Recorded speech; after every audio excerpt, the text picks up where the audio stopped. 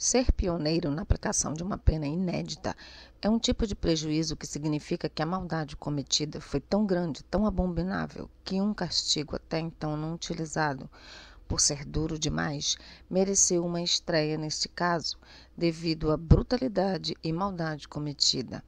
Ela foi a primeira mulher a ser condenada à prisão perpétua sem opção de liberdade condicional no país.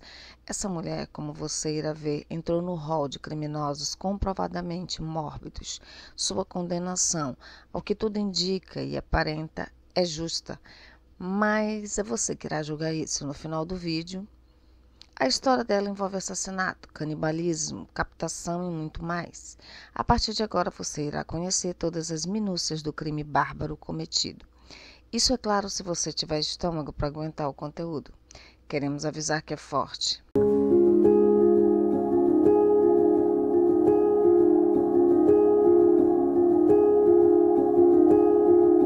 Catherine Mary Kennegate nasceu no dia 24 de outubro de 1955 em Aberdeen, cidade rural de Nova Gales, no sul da Austrália. O local é muito conhecido pela mineração e pela pecuária. A carne vinda dos abatedouros era o que mantinha a cidade e seus moradores. A mãe da Catherine se chamava Barbara e ela era casada com um homem chamado Jack Hogan. O Jack era gerente de um abatedouro e o casal teve 4 filhos juntos. Após o nascimento do seu 4º filho, a Bárbara começou a ter um caso com outro homem chamado Ken, que era outro trabalhador no matadouro, colega do Jack. Quando eles foram descobertos, foi um grande escândalo para a época e para os moradores conservadores da cidade.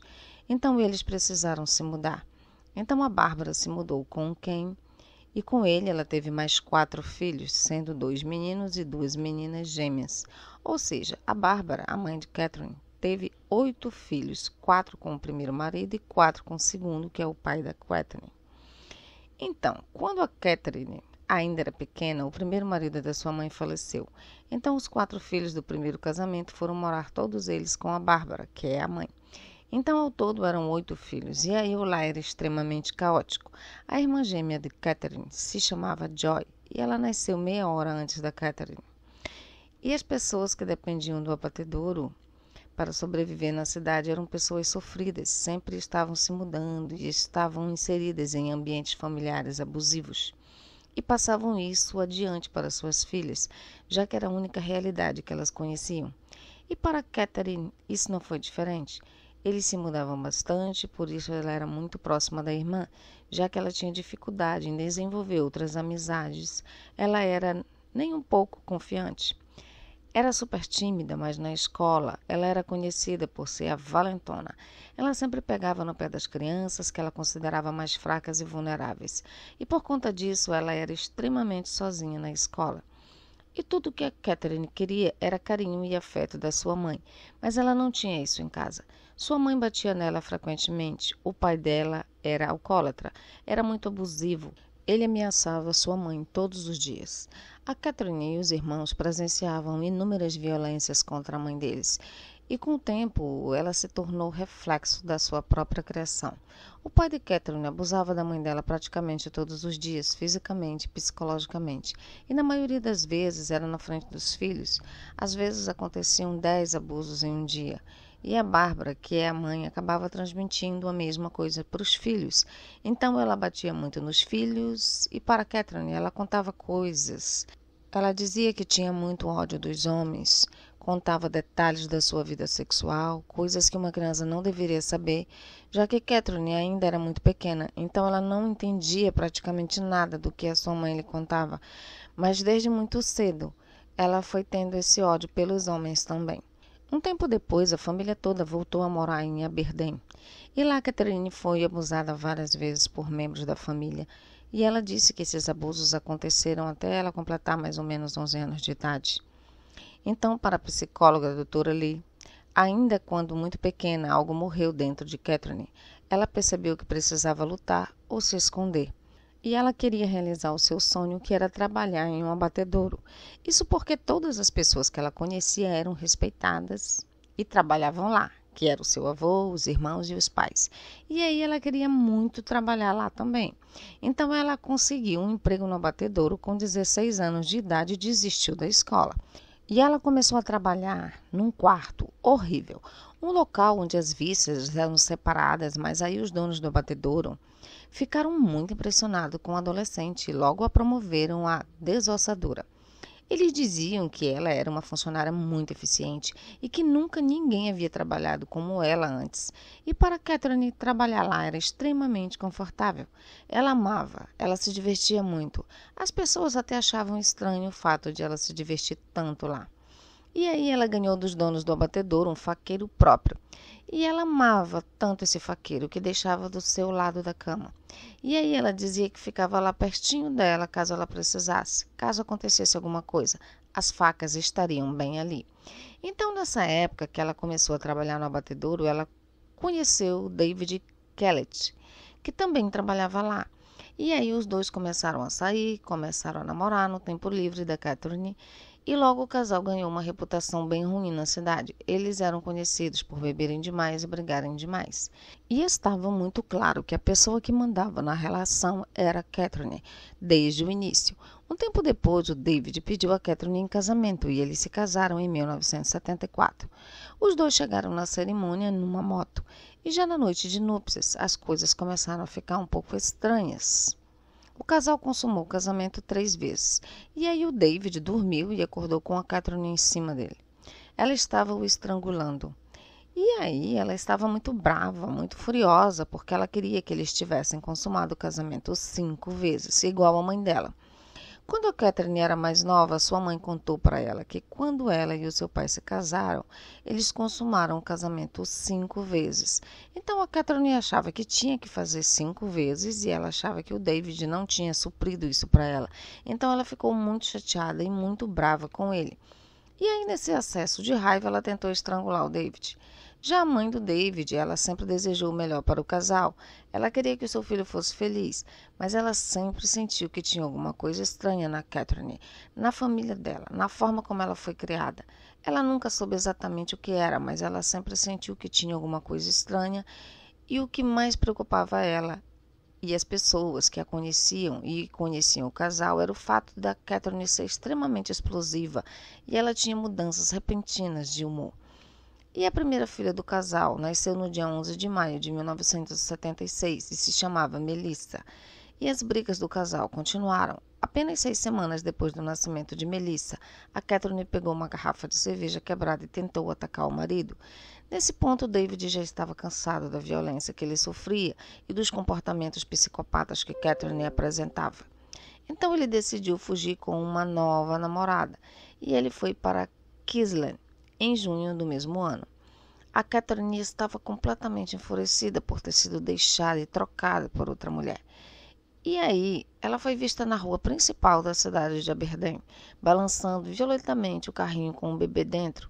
Parecia que a qualquer momento ela ia tirar o carrinho em direção aos carros na rua. Então, algumas testemunhas ficaram assustadas com o comportamento dela e chamaram a polícia. Então, a Catherine foi levada para o hospital psiquiátrico, foi medicada com antidepressivos. E aí, David descobriu que a Catherine estava tendo esses ataques, esses surtos, e que ela tinha sido mandada para o centro psiquiátrico 3 vezes. E nisso, a Catherine ainda não tinha sido liberada do centro psiquiátrico, então o David e a sua mãe decidiram ir até lá para ajudar a Catherine. Então, a Catherine é liberada sob os cuidados do David e da sua mãe. E aí eles decidem ir para Aberdeen para buscar Melissa, que estava na casa da mãe de Catherine. Então a Catherine e o David voltam e eles decidem se mudar para Woodbridge para tentar novos ares, dar um novo começo para o relacionamento deles. Lá o David conseguiu um emprego como motorista de caminhão e a Catherine começou a trabalhar no matadouro de Brisbane. Um tempo depois, a Sandy, que é a irmã de David, testemunhou um comportamento muito violento da Catherine, que ela disse que nunca vai esquecer. Ela conta que um dia escutou um choro vindo do banheiro, então ela foi até lá para ver o que estava acontecendo e ela viu a Catherine segurando a Melissa debaixo do chuveiro ligado, que estava com uma água muito quente, por isso que a criança estava chorando. E aí ela disse que contou para o David o que ela viu. E o David pediu para ela ficar quieta, para ela não falar nada para a Catherine, porque a Catherine podia machucar ela e o David, até matar os dois. Então, avançando aqui alguns anos para 1979, O casamento da Catherine com o David ia de mal a pior. E aí ele descobriu que a Catherine estava o traindo. Então ele queria terminar o relacionamento, mas ela pediu uma última chance e ele deu. E ela deu a ideia de os dois terem mais um bebê. Porém, a Catherine continuava sendo uma pessoa extremamente agressiva, então chegou num ponto que o David começou a sentir medo de morar com ela. Até que um dia o David chegou bem tarde em casa, porque ele estava participando de uma competição de dardos, então eram as finais e ele acabou chegando tarde. Assim que ele entrou na casa, a Catherine pegou uma frigideira e bateu na cabeça dele com tanta força que chegou a fraturar o seu crânio. Ele conseguiu andar até a casa do vizinho para pedir ajuda. No momento em que ele chegou na porta, ele desmaiou. O vizinho chamou a ambulância, o David foi levado às pressas para o hospital e conseguiram salvar a sua vida. Ele teve que ficar uns dias no hospital. E aí, quando ele voltou para casa, ele descobriu que a Catherine tinha jogado todas as suas roupas na banheira e ateado fogo em todas elas, em sapatos, meias, cintos, tudo. Então ele ficou sem nada. A única roupa que ele tinha era o que ele estava vestindo. E naquele mesmo dia que o David foi levado ao hospital, a vizinha também tinha chamado a polícia. E eles queriam que ele prestasse uma queixa contra a Catherine. Mas ela aí voltou a ser aquela pessoa doce, querida e amável. E aí ela o convenceu de não fazer isso. No ano seguinte, que era 1980, a Catherine deu à luz a sua outra filha, que se chamou Natasha. E nessa época, o David ainda trabalhava dirigindo caminhões, então às vezes ele passava longos períodos longe de casa e isso deixava a Catherine cada vez mais ansiosa e mais violenta. Tanto que teve um dia em que ele estava em casa, ele estava dormindo e acordou com a Catherine segurando uma faca, ameaçando, dizendo que ela sabia que os caminhoneiros tinham mulheres em outras cidades quando eles viajavam e queria saber se ele era um desses caminhoneiros. E ele disse que não, claro. E mesmo ele negando tudo, a Catherine ainda não estava convencida. Então teve um dia que ela simplesmente pegou todas as coisas, pegou os filhos, pegou todos os móveis, tudo, e voltou para Aberdeen, sem avisar ninguém. O David nem sabia. Ele chegou em casa um dia e não tinha nada. Sorte dele, né? Algum tempo depois, ela acabou machucando a mão em seu trabalho no abatedouro. E ela não conseguia mais trabalhar e foi encostada, ficou recebendo uma pensão do governo. Não muito tempo depois, ela conheceu um homem chamado David Sanders. Ele era muito trabalhador, mas também bebia muito. Inclusive, todos os relacionamentos que a Catherine teve, todos os homens eram alcoólatras, assim como seu pai. O David era um antigo corredor de carros que trabalhava nas minas de carvão na época em que conheceu a Catherine, e isso foi em 1986. Ele tinha um cão filhote. Então, ele e o seu cachorro se mudaram para a casa de Catherine pouco tempo depois. E esse relacionamento da Catherine foi igual a todos os outros, muita briga, muita violência. E aí teve um dia que o David chegou um pouco atrasado em casa e quando ele entrou na casa, a Catherine estava passando roupa e ela estava segurando o ferro. E então ele foi dar um abraço nela e ela o queimou com o ferro e tentou acertar o ferro na cabeça dele. E o motivo era simplesmente porque ele tinha chegado atrasado. Mas aí aconteceram outras coisas. Até que o David foi percebendo que o relacionamento não ia dar certo. Ele disse que queria terminar, que ele ia deixar a Catherine. E aí ela teve um acesso de raiva no meio de uma briga deles, pegou uma faca e cortou a garganta do cachorro dele, que morreu ali em sua frente. O David tentou deixar a Catherine algumas vezes depois do incidente com o cachorro, mas ele não conseguia. Ela não o deixava ir embora. Em junho de 1988, a Catherine teve uma filha com David. E quando a bebê completou 6 meses, ele decidiu comprar uma casa para a família. Uma coisa bem maior e se mudaram para uma bela casa. Mas as coisas entre o casal não melhoravam e ele ainda queria ir embora. Ele tirou uma licença da mina de carvão e disse que visitaria um companheiro em outra cidade. Dessa forma, ele conseguiu escapar da Catherine. Ele simplesmente desapareceu. Ela não tinha ideia de onde ele estava. Ele foi morar em Newcastle e lá conseguiu outro emprego. Enquanto isso, a Catherine não sabia onde o David estava e aí o tempo foi passando. E ela começou a se envolver com outro homem. E aconteceu a mesma coisa que os outros relacionamentos. Abusivo e com muita briga. E aí ela engravidou dele também. Tinham muitos boatos que a Catherine vivia brigando com esse namorado novo e as brigas eram físicas. Então disseram que ela tinha quebrado os óculos dele, que ela batia nele e que ele também batia nela.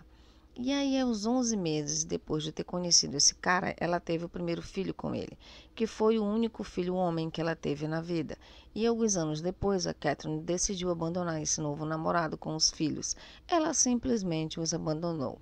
E quando ele conseguiu encontrar a Catherine, ela já estava em outro relacionamento. O novo namorado era o John Price. Eles se conheceram em outubro de 1993 e os dois tinham 38 anos de idade. O John era casado e tinha 3 filhas que ele amava muito, porém a Catherine queria ficar com ele e ela não tinha intenção nenhuma de deixá-lo continuar no seu casamento. E as filhas do John diziam que viam marcas no corpo do pai, das vezes em que a Catherine tentou esfaquear ou que ela bateu nele. Inclusive a Catherine morava na casa do John. Logo depois ela conseguiu isso. Ele teve que se separar da mulher para ficar com ela. Ela não desistia do que queria, mas ela falava da casa como se fosse dela. E aí o John comentou com alguns amigos que ele queria que ela fosse embora, que ele não a queria mais, que ele não queria mais seguir com esse relacionamento. E aí a Catherine acabou descobrindo que no testamento do John, ele deixava todos os seus bens para sua ex-esposa e para os seus filhos. E quando ela viu isso, ela ficou extremamente furiosa e pediu $10.000 para deixá-lo em paz e ir embora. Mas ele negou e, como vingança, Catherine pegou uma câmera e filmou uns kits que o John tinha roubado no trabalho. E ela os enviou para a polícia e para o chefe dele. Então ele foi demitido. Ele tinha 43 anos e estava desempregado. E aí a Catherine disse para sua filha, Natasha, que se o John aceitasse voltar com ela, os dois ficariam juntos até a morte. Sinistro, né? E aí eles continuaram o relacionamento e as 2 filhas mais novas de Catherine estavam na escola e elas passavam a maior parte do tempo lá. Então a Catherine tinha muito tempo livre em casa, mente vazia, oficina do diabo. E ela ficava assistindo filmes de terror. Filmes bem violentos que ela adorava. Inclusive, quando ela foi morar com o John, ele deixou que ela decorasse a casa. E aí ela tinha um espaço cheio de itens relacionados à morte, tipo crânio, pele, chifre, machado, instrumentos utilizados em fazenda, todos pendurados pelo teto, na parede, tinha cabeças de animais penduradas também. Então tinham várias dessas coisas que eram bem perturbadoras. Em 1999, a Catherine estava com 44 anos e ela estava desesperada para conseguir fazer com que o relacionamento dela com o John continuasse. Até que teve um domingo que eles brigaram muito feio, até a polícia foi chamada. E aí no dia seguinte, era uma segunda-feira, John foi para o trabalho e pela primeira vez mostrou aos seus colegas de trabalho algumas marcas que ele tinha pelo corpo, nos lugares onde a Catherine havia acertado com o fazedor de furo. No dia seguinte, na terça-feira, ele disse para o seu chefe que iria no tribunal e na polícia para que eles o ajudassem a manter a Catherine afastada dele, porque ele estava dizendo que estava com medo que ela fizesse alguma coisa contra ele, contra seus filhos também. E aí foi dito a ele que ele deveria esperar 3 semanas para ir ao tribunal. Os colegas dele disseram que o mais seguro a se fazer era que ele não fosse para casa naquele dia, que ele passasse a noite em outro lugar. Mas ele ficou com medo que a Catherine fizesse alguma coisa contra seus filhos, então ele decidiu ir para casa mesmo assim. Então, enquanto ele tentava buscar ajuda, a Catherine começou a bolar um plano mirabolante. Então ela comprou um pijama, foi até a casa da Natasha e começou a gravar uns vídeos lá. E pelo que eu entendi, foi um vídeo bem estranho, em que ela abraçava e beijava os filhos. Parecia que o vídeo era um testamento que ela estava gravando, dizendo o quanto amava seus filhos. E aí ela foi para casa, o John já estava lá. Ela assistiu um pouco de TV, tomou um banho, colocou um pijama e foi para a cama. Enquanto John dormia, a Catherine pegou um fazedor de furo de açougueiro e começou a atacar o John. Então ele acordou, tentou fugir, ele quase conseguiu alcançar a porta, mas a Catherine foi mais rápida, então ele não conseguiu sair para pedir ajuda. Ao todo ela deu 37 furadas. E essa é a parte mais estranha desse caso, que é o motivo pelo qual esse caso ficou tão conhecido. Depois de tudo isso, ela pegou o corpo, arrastou de volta para casa e aí ela foi até um caixa eletrônico usando o cartão do John, sacou US$ 1.000 e aí ela voltou para casa e, como se ela tivesse num dia de trabalho no abatedouro, ela começa. Tirou a pele, mutilou o seu cadáver, cortou alguns pedaços do corpo, cozinhou e serviu aos seus filhos com batatas, repolho, beterraba e molho. A cabeça ela também cozinhou em uma panela com vegetais, como se fosse uma sopa. Ao lado dos pratos, ela colocou um bilhete para cada um dos filhos com o nome deles. Então, isso aconteceu na madrugada, e já pela manhã, alguns colegas do John começaram a estranhar o fato de ele não ter chegado no trabalho ainda, sendo que ele sempre era um dos primeiros a chegar. E aí a vizinha também estranhou o fato de ele não ter saído, já que ela sempre saía no mesmo horário que ele. E os colegas de trabalho dele já sabiam das queixas que ele estava fazendo contra Catherine. Então eles começaram a ligar para a casa dele, mas ninguém atendia. O chefe do John decidiu ir até lá. Ele bateu na porta e ninguém atendeu. A polícia foi chamada e nisso uma multidão de pessoas começou a se reunir em volta da casa do John. Quando os policiais forçaram a entrada da casa, às 8 da manhã, eles encontraram a Catherine desmaiada, porque ela tinha tomado vários comprimidos, e ela imediatamente foi levada ao hospital. O detetive responsável pelo caso conversou com esse policial que tinha entrado na casa, e ele detalhou para ele como era toda a cena do crime. E o detetive simplesmente não podia acreditar que um ser humano seria capaz de cometer uma atrocidade como aquela. Eles viram que nos bilhetes que ela escreveu com o nome dos filhos, tinha um que dizia que se ela não poderia ter o pai das crianças, para ela ninguém poderia ter. A Catherine ficou por 6 dias no hospital, mas ela disse não ter conhecimento algum dos crimes monstruosos que aconteceram na casa. O detetive conversou com ela e ela disse que não lembrava de nada, não lembrava de ter cometido esses crimes. E simplesmente ficou negando. Inclusive, o delegado afirmou que o caso foi tão pesado que afetou muito o psicológico dele.